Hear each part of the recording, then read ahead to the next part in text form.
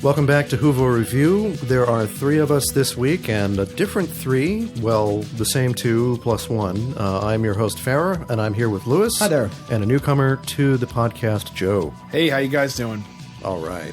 Well, we're now discussing part two of the second two-parter of Season 9. As if those numbers couldn't get any more confusing, we also have the plot, which was pretty Convoluted? Timey-wimey? It was pretty timey-wimey, A bit wibbly-wobbly. Yeah, hand-wavium. And let's not forget the incredible fourth wall breaking at the very beginning of the episode, which I'm not sure if that was just padding or if it was an attempt to explain things to the audience because the explanation that we got later in the episode, they maybe didn't think that was enough. I'm not quite sure where that was. But I thought it was a nice touch. Yeah, I liked it. For anybody young enough not to have seen Back to the Future 2 and not know what a time paradox is, I thought it was a good idea to have the kids in the audience on their guard to watch for the time paradox when it came up. I think that's the reason they stuck it in there. It's almost like a primer. You know, the doctor's telling the kids, look out. You know, here comes something that you're going to learn about. It's called a bootstrap paradox. Google it. The end sequence, his explanation to Clara, blew my mind as well as hers, apparently. And I've just been racking my brain about it all day. I actually went the wrong way down a one-way street today. Well, that's the doctor would do that, so that's appropriate. Oh, yeah. I think at the end of the day, though, it doesn't actually add up. It's No. like any kind of paradox of something that you loop out of time, like the doctor explained about Beethoven. If you loop Beethoven out of time, somehow that music still exists within the time traveler. There were two references that I found in that, and I was really hoping that they would go there, and they didn't. Okay. The first is that portion of Hitchhiker's Guide Yeah. where they talk about the poet who was hired by the makers of a correcting fluid to pre-edit his works, basically. And he enjoyed the incredible wealth from his endorsements so much that he never got around to writing the poems. So they just fixed it by having somebody from the future with a copy of his collected works just go back and have him write them on the original leaves. Exactly. They didn't quite go that far.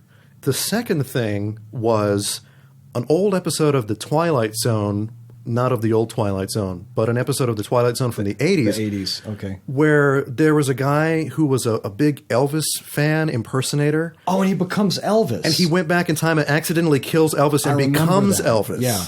But they didn't quite go that far either. They just went. They were just setting up the end of the show where he says, "So who wrote Beethoven's?" Actually, if you want to talk about Bruce Campbell, that was the plot of Evil Dead 2. He sees the savior in the pages of the book, and he becomes the savior by going back to the Middle Ages. But, you know, as far as something that's time looped and now has no origin. No origin but itself. But itself. We're talking right. about, okay, so the paradox revolves around the hologram, right? Is that kind of what it is? Because he couldn't, the hologram was created by him seeing it on her phone? He didn't know what his plan was when she first told him about the hologram. When she described it to him, I think that's when he figured out that he had to make it look like that. There was a big discussion online about, well, you know, why did the doctor make the hologram look like he had been killed by the thing? And the answer is because they had described it to him. Right. And he knew it had to look like that. Right. And it's probably a bad idea to think too hard about the hologram's nature. You know, where that Right, is that because projection where could it have coming been projected from? Right. Well, he was in suspended animation. So the question is, were the sonic sunglasses working that entire time? Because he did make the joke about, nobody kissed me, I've got morning breath. Right. He wasn't in the TARDIS. He wasn't in like some sort of cryogenic suspension. No, he was literally in the box for 140 years. Yeah, right? he just waited 100 and something years in the box, you know, while the hologram was projected. It's like Rory being stuck for how long? Yeah, they do that crap all the Yeah. time. What? No. I guess this one could be subtitled "The Time Lord Who Waited." Yeah. I used to be in military intelligence. I was demoted for dangling a colleague out of a window. In anger. Is there another way to dangle someone out of a window? Yeah, the only other thing that people were really confused about online, apart from like the appearance of the hologram, like why it looked the way it did, was if O'Donnell had already been dead since 1980, why didn't we see her ghost in the first episode? But it goes along with something that I see a lot in these time travel stories where you've got parallel things happening. Well, right. That you don't It's see, like time can be edited. Yeah, you don't know? see something in part one until it happens in part two. Right. One, that's for audience convenience because they don't, we don't want to confuse people too much. And two, it's a convenient way of writing it because that way you don't have to have everything happening at once. Yeah. You can still follow the action in these two different places without the characters having to explain everything away. What are you doing here? Ah, yes, of course. This is the Fisher King. What did we think of the appearance of the monster in this episode? I think this was another really poorly drawn monster as a character. Mm-hmm. It had a great appearance and a great voice, but it didn't have much of a motivation. And the Doctor has taken on warlords before without having to flood an entire town. So that was a bit of a cop-out. It was cool, but it didn't necessarily make sense. As far as being a threat to the Doctor, I don't know. I mean, I wasn't really feeling it. You had the Doctor cowering under this 10-foot-high creature. He had a gun. Yeah, who had a gun and was willing to shoot any non-player characters that would wander in front of the gun. But That didn't kill people immediately, though. And I really want to know how O'Donnell died because we saw the thing with the gun. Yeah. But there was no physical damage to her body, and yet they both just saw her and assumed she was dead. What's-his-name picks her up and looks at her, and she insults him with her dying breath. And then that's it. We don't know what killed her. We don't know if she could have been saved. You hear the gun, you see her on the ground. Yeah, that was pretty They clear. can't, I don't think they can even have anything visceral. No blood at all. I Right. mean, we've seen blood on Doctor Who before. Yeah, but usually these days they'll disintegrate somebody. That's true, but I mean, she still had her hair and makeup and everything. Oh, I and know. it was just, that was very, very I strange. don't know, maybe it was just some really intense sort of sonic beam that melted her innards and they were all Microwave just gun, yeah. pooling underneath her and we didn't see it. You know what I mean? Her organs just turned into liquid. Yeah, maybe that's what it was, Poor you know? thing. I don't know. Oh, well, who can tell? We know she died and we know that Right. a big monster with a gun killed her. I guess She that's died all they at a needed to very explain to low us. budget level. A lot of these two episodes felt like old Who to me until we dealt with the bad guy. Right. The bad guy was definitely dealt with in a new Who fashion. Back in the days of 4-part or more episodes, you could have scenes where the Doctor tries to figure out what the bad guy's motivation is, tries to prevent all the death and bloodshed, and eventually he has to say, I'm sorry, there's no alternative. I have to stop this guy any way I can. Well, we skipped all of that and went to on the top new of Who that, paradigm of we must destroy the bad guy. What was the motivation? He wanted to Throwaway colonize line Earth. about making a standing army of ghosts, if you want to reference another Doctor Who. That doesn't add up either. Because, I don't think he was trying to make an army of ghosts. I think he was only trying to create enough, quote, ghosts to strengthen his beacon to call his own race of people. Right, and He that, wasn't. that didn't make any sense to me either because he had a ship. Why couldn't he just fly the hearse back to his people instead of having Right. to call? Why did he have to use ghosts at all? Why couldn't he just have used living people? If he had the technology to do Right. that, why not? And who builds a ship without a transmitter? Yeah, it's, Come on. Yeah, right. It doesn't Further add and up. further down the rabbit hole we go. Right, it's all just a bunch of writing convenience to get something intriguing happening on the screen without really much of an explanation. On the other hand, if you think of the way this episode was formed, they have an idea of some things that would work and would look cool on screen. How about a base under siege, but this one's underwater? Right. And ghosts. Right. All right, they put all that together, and considering that, I think we had a pretty good story. Yeah. I mean, It's it kept always me a going. good story. It Just kept the me execution going. is It's just, lax.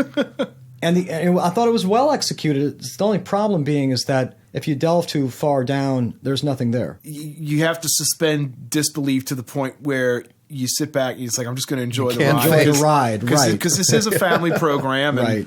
the whole family's tuned in around the old boob tube there. And Yeah, you know. and there's some good ideas in there, but at the end of the day, it's like it's not completely thought out. I think the amount of research to truly think something like that out, for some writer of this program to have to really study quantum physics, I think it's a bit much. So Well, I'm willing to forgive him that, at Yeah. least. Yeah. But whereas in the past, the old Doctor Who was all about padding it out. just to get X number of minutes on the screen for their investment. Right. Well, everybody has ADD now, so we don't Right have that now kind everybody of has patience. ADD, and Well, not only time that- is more precious, and now they shave everything down. The whole season is filmed before it airs. Right. But the old Doctor Who was made like a stage play. This is made like a movie. It's a one-camera shoot. But I'd like to know the incubation period between commissioning a script and getting it. Yes. And how long the script editor actually has to work on it. Mm-hmm.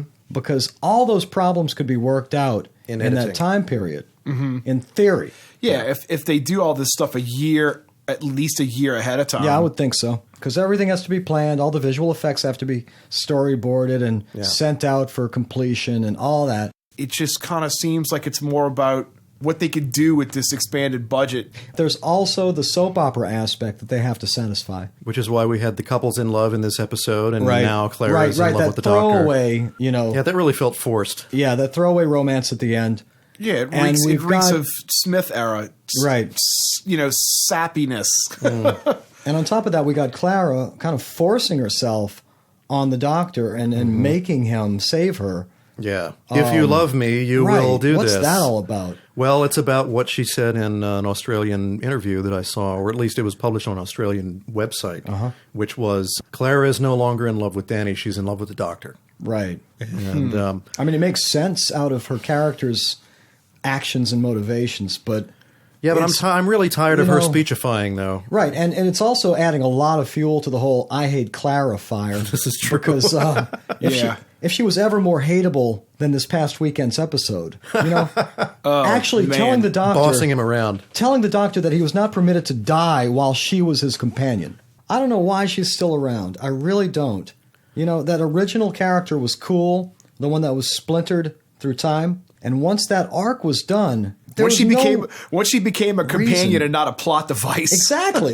And they tried to She retrofit wanted her her with welcome. a personality. And yet, we are told again in this episode, through the doctor's devotion to her and her actions, that she is supremely important to him. We still don't know why. Yeah. Because the Clara that was fractured in time was a different Clara. Right. So why is this Clara so important? We don't know why yet. Yet? I mean, do you think there's going to be some sort of grand revelation? I am thinking that there probably will be, because they keep doing this time loop thing, and who knows, maybe at the end of the season, it's going to all come back and we're going to learn in a flashback or in a trip back why Clara is so important to the doctor. You think she's going to survive the season? Probably. Okay. I think so. She's got enough fans out there. I mean, Missy's coming back. Yeah, Missy's got more fans than Clara at this point. Missy coming back as the Dalek Time Lord hybrid. I wonder. Oh, come that'd on. be fun. Come on. That could be her really clever idea. I thought everybody had that figured out. You owe me. You've made yourself essential to me. You've given me something else to be. And you can't do that and then die. It's not fair. Clara. No. Doctor, I don't care about your rules or your bloody survivor's guilt. If you love me in any way, you'll come back. I thought the scene with the deaf lady feeling the vibrations in the floor. That was cool. Yeah. Because I guess she must have had a sensation that I don't like the Right. way they did it, but I like the fact that she did it, because that's exactly what I was thinking. I was thinking, okay, sooner or later she's going to feel the axe being dragged through the sole of her boots. Right. And And Lewis she- was saying that they can only pick up metal objects. You ever seen an axe with a metal handle? Yeah, no kidding, huh? I don't think that axe that was had a kinda metal meh. handle. Had an aluminum handle, maybe? Maybe. Safety Have you ever axe? seen that? It had a yellow handle. Right. It might have been fiberglass. Probably You so. know? It probably was fiberglass. Yeah. Yeah, that was a little shaky. People were complaining about the way the vibrations were done. Mm-hmm. Like it was done in a very Daredevil kind of way. Right, where she could... As soon as that sound, I was like, that's like Daredevil. Right. Those words actually came out of my mouth. Where you're seeing the outlines in Right. sonar form. You're seeing the sound. You're seeing sonar. And I thought- it's like, okay... We would have been able to get it if she had put her fingers down, closed her eyes, and felt it, and then figured it out. We didn't really need that illustration. Yeah, you're right. It's a cheap But it's- throwaway visual effect. It's a very easy visual effect. But it's a, once again, I think it's a budget over plot issue. Yeah. Like, hey, we could do all this stuff. Let's do it. Why did you come? You shouldn't have come. I mean, you never listen to anyone. It drives me mad. I had to keep an eye on you. Idiot. The other unsatisfying thing to me was that they never really explained what those things were. No. They really didn't. Just transmitters. That's all we got. Yeah, well, what, walking transmitters? What, if they were being transmitted from somewhere, where were they being transmitted from? No, they were transmitting a signal. And Right. He needed more of them to make the signal stronger. So they're stronger. electromagnetic in nature, you know? Yeah. Well, what are they? A living cloud of electromagnetism? And why do they need to move at all? Exactly. There's just... If they're transmitters and he makes more of them, why don't they just stay in one place and transmit? Because they create more of themselves, Yeah, not I know, him. I guess so. I'll tell you what the whole So they're thing... the I whole guess- thing is really woolly when you start breaking down the fact that these things are... They're ghosts, right? No, they're not. Technically. They're ghosts. You're just calling them ghosts for lack of a better word. Exactly. Yeah, they didn't have a word for it. They're ghostly enough for the Doctor to not see through the subterfuge. If the Doctor had ever encountered something before that was an electromagnetic ghost, Yeah. I mean, come on. That's not very sophisticated, is it? And why couldn't he check them out with his sonic glasses? Exactly, right. And see exactly what they were. Exactly what they were, right. Yeah. Mm-hmm. Not to mention 'Cause, I mean, some random if they're screen sonic in the TARDIS, you know, could have seen electromagnetic disturbances. Yeah, if they're sonic glasses, then they pick up waves, and electromagnetic radiation Oh, is but they waves. don't come out during the day. They only come out at night. He wears his sunglasses the at whole night. thing- I don't get it. The whole thing just doesn't lead anywhere. It's just circular. He wears his sunglasses at night so he can see electromagnetic ghosts. Yep. Just guess like Jake so. and Elwood. I guess so. Exactly. Jake and Elwood had the original sonic sunglasses. We're on a mission So yeah, for like God. once again, just like the last season's last episode, you've got a story that's built up so high that it can't possibly satisfy because there are no answers. The writer really didn't think it all the way through. You can't just go back and cut off tragedy at the root. Because you find yourself talking to someone you just saw dead on a slab. Because then you really do see ghosts. Can I make an unfair comparison? Yeah. Sure. Before the season started, I watched The Best of Both Worlds, parts 1 and 2 Okay. from The Next Generation. And I noticed something about the pacing of those two episodes. The first part ends before the climax. Right. And the second part begins with a fake. And then for the next 6 or 8 minutes, you have very small scale drama happening. Right. And this is the season opener. It's kind of daring for them to do something like that. Absolutely. But they had the whole world on a string. You know, everybody wanted to know how the hell they were going to get out of this. And on top of that, I've read interviews with Rick Berman and Michael Piller. And what's really fascinating about this is that they didn't write those two at the same time. They didn't have an ending. They wrote themselves up to that, and they didn't know what was going to happen. That's fantastic. But they had an entire summer to figure it out, and they did. They made it happen. Which makes me wonder again, how long do the Doctor Who writers have to get their scripts together? I don't know. Because Toby Whithouse can write well. Yeah. We've seen really good stuff from him. But this one, part 1 looked really good, and part 2 was kind of a letdown. Yeah, just like a lot of these Like a lot of the two-parters. You know? Yeah. Where they can't possibly pull it off. They can't possibly live up to part 1.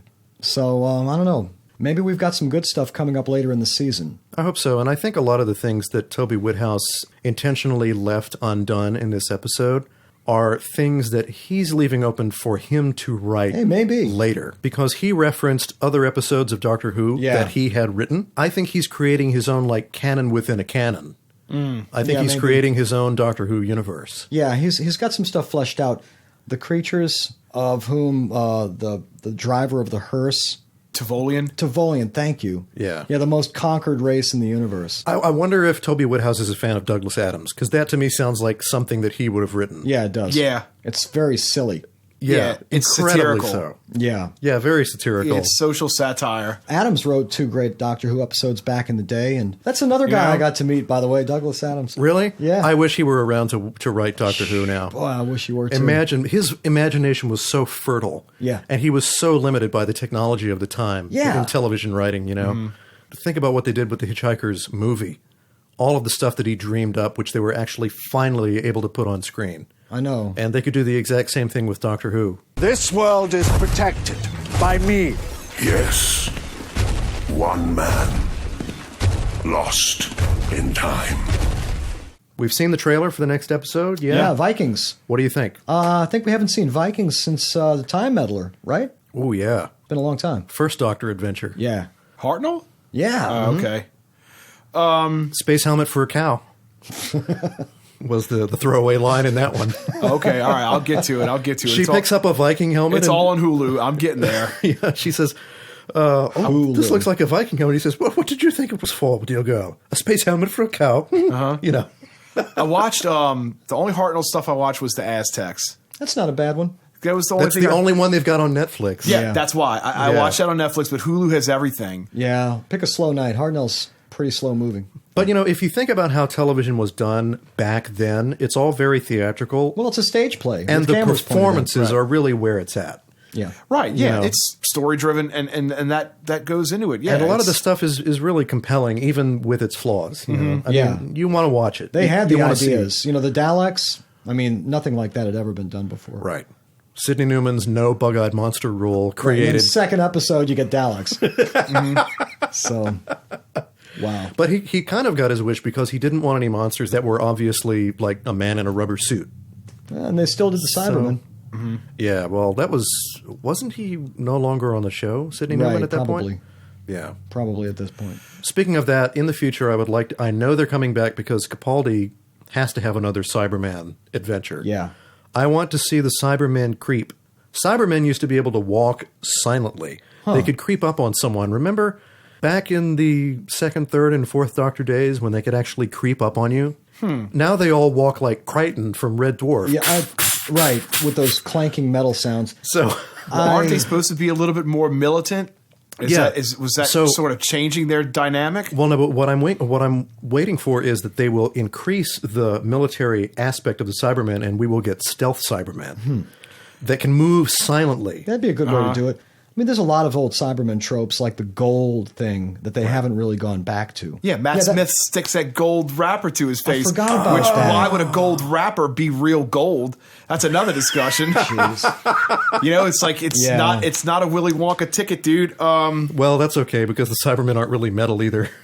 I guess, yeah. Otherwise, the actors wouldn't be able to move. Yeah. But yeah, that's an old Cyberman thing. They're allergic to gold. I mean, that was their weakness. It's didn't make any sense, but it was a throwaway line. The Fourth Doctor explained it by saying it's a non-corrosive metal and it clogs their breathing apparatus. Right. So you just shove it in their chest and it kills them. Every monster has its weakness, or at least in Old Who they had that. Well, this one we had the weakness was water. Or Right. at least if it came in several billion gallons at a time. Well, wait a minute, though. Now, hold on a second. That was another thing. This thing is the Fisher King. Why is he called the Fisher King? I don't know. Is he an underwater creature? No, it's an Arthurian legend. Yeah, the guy that guards the Grail. Yeah. Right. So but why would they call this guy? I don't it understand doesn't- why that- he was right, called the that Fisher was King. never explained. Well, maybe it's a pun. Maybe he came from a crack, so it's the Fisher, Fissure. Fisher, the Fisher King. Yeah, the Fisher King. But because of Capaldi's Scottish accent, it sounds like Fisher.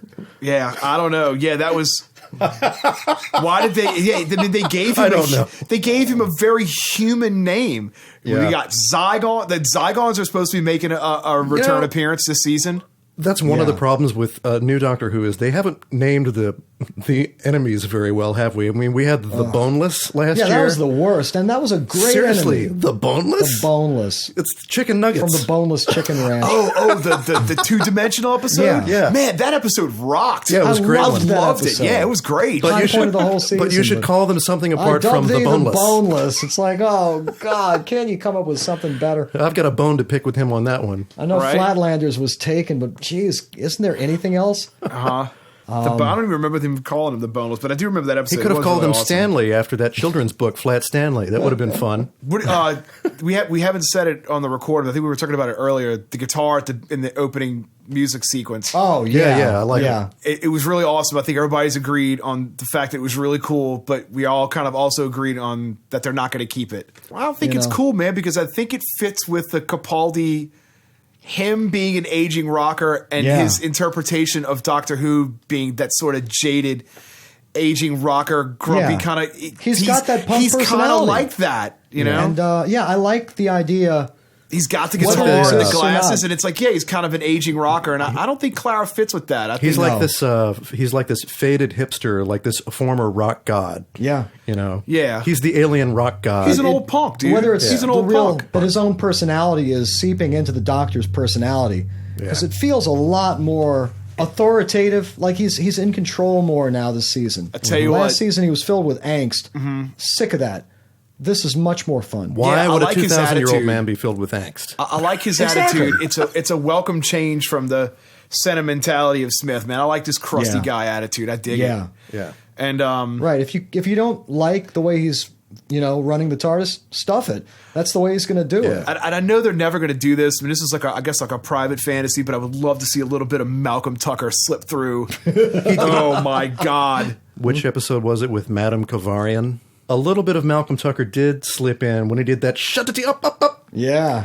That was a little bit of Malcolm Tucker. That was an acknowledgement of that. Just about 2 seconds of it. You can't use profanity, but that's close. You can't. Yeah, that was pretty close. I liked Capaldi from the first, man. I think he's awesome. Yeah, I think the crotchety older Doctor is much more true to the roots of the show. He's the guy who's been everywhere, seen it all, done everything, and he knows what he's doing. And if you don't like it, then shut up and sit down. Yep. Right. I mean, it's kind of like like a less brooding Tenet.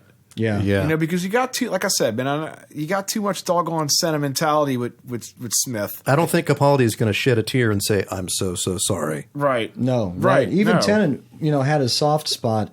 This guy, a lot of glycerin. We fell in love with Rose, Right. And I thought that was great for that. I don't want to see it with Clara.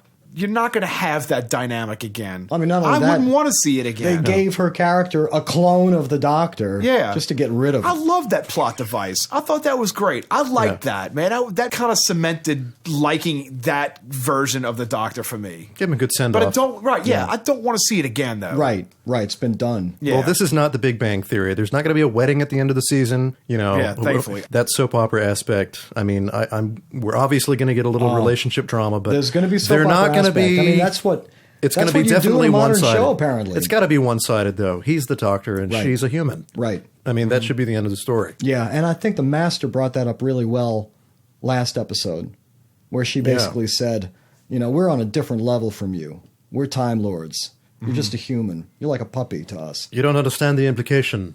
I'm not a human. I walk in eternity. Exactly, right. We had that moment, Yeah, we did have that. We didn't have the lines, but we had the moment. Right. People need to be reminded of that. And there's a lot of that kind of Tom Baker alien-esque thing. Yeah. I mean, I'm waiting for her to have like an echo of Sarah Jane, where I forget which the episode was, but Sarah Jane said, sometimes I don't think that you're quite, and he goes, human?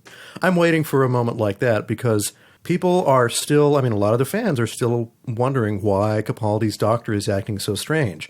I mean, they're telegraphing it every week. This guy is an alien. He is not human. He looks human, but he's definitely not human.